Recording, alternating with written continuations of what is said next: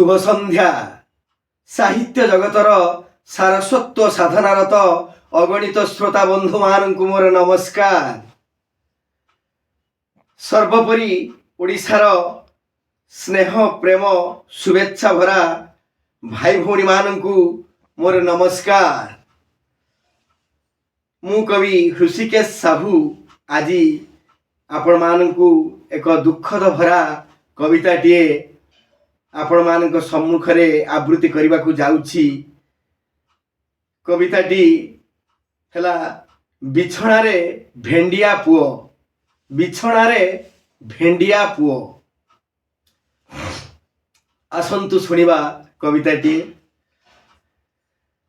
एते दुख कष्ट भाग्य रे मोछि बिछणारे पड़ी समय काटुची कि हेला दुर्बुद्धि गछे गली चढ़ी लोभरे बेलकू आणुथिली भिड़ी डाल भांगी गला तले गली पड़ी अंटा भांगी गला करिली मुरड़ी मेडिकाले जाई गली मुही पड़ी जम जंत्रणारे करुथिली रड़ी बापा मा मोर अभावी मनीष सेवा करुथिले रही उपवास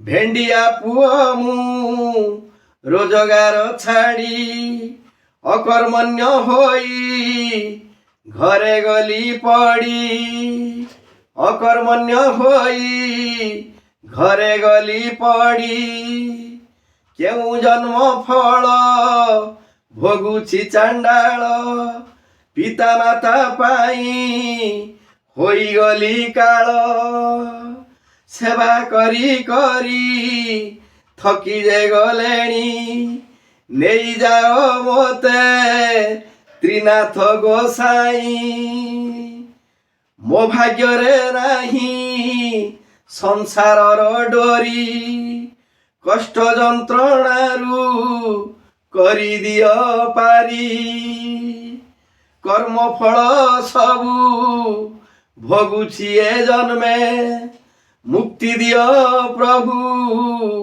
ये पापी जीवने आहे जगन्नाथ तुमे दयावंत आहे जगन्नाथ तुमे दयावंत मो कष्ट जंत्रणारू करी दियंत मो कष्ट जंत्रणारू करी दियंत।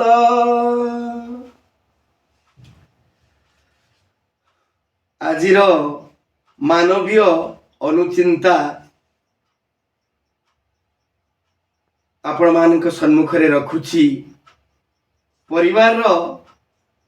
परिवार समस्त पितामाता मानंकु मोर अनुरोध निजर पिला मानंकु उत्तम संस्कार दियंतु सेति प्रति तिळे मात्र अवहेला करंतु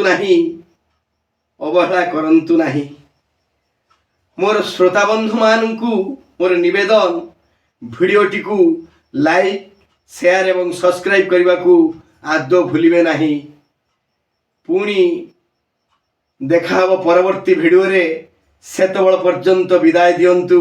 रहिली नमस्कार। जय जगन्नाथ जय जगन्नाथ जय जगन्नाथ।